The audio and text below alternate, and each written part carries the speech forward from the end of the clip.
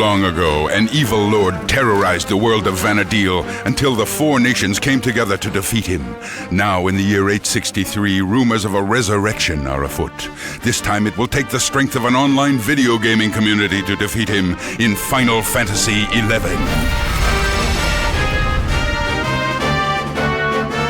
大規模すぎてですね、多分プレイしてる人も Final Fantasy XI has a huge storyline that is quite sophisticated. Although everybody is playing through the overall game for themselves, we created Final Fantasy XI so that people could journey with other people and experience the world together, and they become part of the story itself. The way that we accomplished our dream to bring the world of Final Fantasy into an online game is that we put in a system of missions and quests in which the story is told through. You get to hear about the story in parts, and then you gradually get to view parts of the whole story that makes up the background of Final Fantasy XI. When you start the game, you can choose between three countries: the Kingdom of Sandoria, the Republic of Bastuk, and the Federation of Windhurst. Each country presents you with a different perspective of the world, so you learn about the story from your town's perspective until eventually everyone ends up in Juneau, the fourth country, and you get the full breadth of the storyline there. Heroes come in many shapes and sizes, and you must decide what type of hero you want to be. 最初にFinal Fantasy XIを始めるときは当然そのプレイヤーの分身 When you actually enter Final Fantasy XI, the first thing you do is create your avatar or a representation of yourself in this world. So you can select from different races. There's Hume, Elven, Taru, Mithra, and Galka. Well, the first race that you can choose from is the Elvan. The Elvan are tall and are actually very strong, and they are more of the warrior or fighter type of people. Then we have the Hume. This is the most common race in the world of Vana'diel. If you ask what their features are, they look like us. They are good at everything but don't excel at anything. So they are just balanced and equal in all areas. And next we have the Galka, who are also found in the Republic of Bastuk. They are extremely strong, and they live up to 200 years old. With the Taru, we decided to create a race that was small and cute.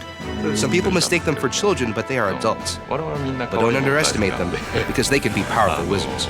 In the Federation of Windhurst, we have the Mithra. At first, everyone thinks that there are only females because that's all you can choose to play. There are actually male Mithra that exist in the world, but they are very few and far between. They look sort of like cats. A lot of Japanese players actually expect that there will be male Mithra made available eventually. Whether or not that's true, it's not known, but that's what the Japanese public is looking forward to.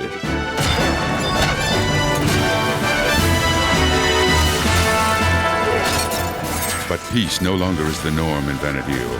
The Kingdom of Sandoria, the Republic of Bastuk, and the Federation of Windhurst all vie for control of the outlying lands, affecting all of its surroundings. Well, first of all, you might ask why there are three countries or three kingdoms in this world. Having three countries allows you to have each country with its own set of values. And that set of values changes the perspective of how they view the world.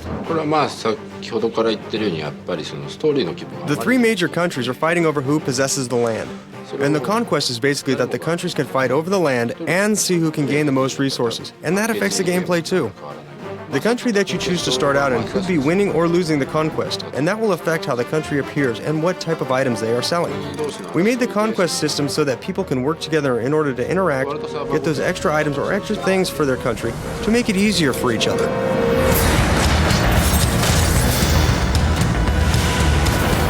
Whether you fight for your country or fight for yourself, enemies abound. You must learn to defend yourself and your friends.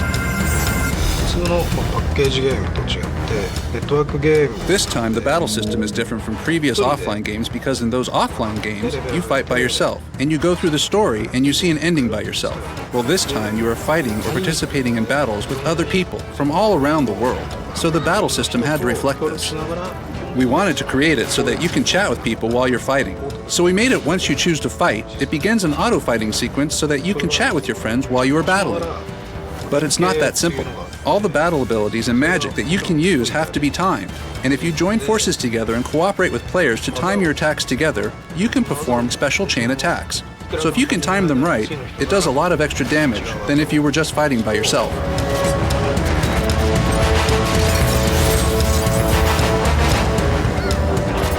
One cannot succeed in this world alone. You must seek out help from others and form powerful alliances. In Japanese, we use the word kizuna, that basically translates to be connections or bonds between people. And that is the basis of Final Fantasy XI. In the Final Fantasy Online experience, up to 6 people can form a party and travel together. And when you collect people and form a party, you tend to gather people who will play different roles to have a balance. You allocate the roles in order to battle in a more effective manner. But then to defeat large-scale bosses or to complete large-scale missions, you can form an alliance of up to 3 parties, so you can have up to 18 people fighting together. But if an alliance is to be successful, you must be a valued member of the team. So choose your role wisely. Initially, you can choose from 6 jobs. You can start off with warriors, monks, white, black, and red mages, and thieves. In the Final Fantasy XI world, there's a thing called a Mog House, which is like your private sanctuary that allows you to change your job at will. There's no limit to when and how you can change jobs. So originally you can start off by switching any of the 6 jobs freely. Then, when you get to level 18, there are special quests that you can do to gain support jobs. In most online games, if you're just a warrior, you're the same warrior as everyone else, but you just have a higher level that makes you different from other people. So in Final Fantasy XI, we decided to add a support job. It allows you to be a warrior that can also cast magic, or a warrior that can easily find rare items, or a warrior who can summon beasts from another world. If I give away too much, please ignore me, but when you get to level 30, you will discover that there are extra jobs that are made available. And these are sort of hidden in the game, and that you can do special quests to achieve the right to be able to take on those jobs. So look out for them in the game.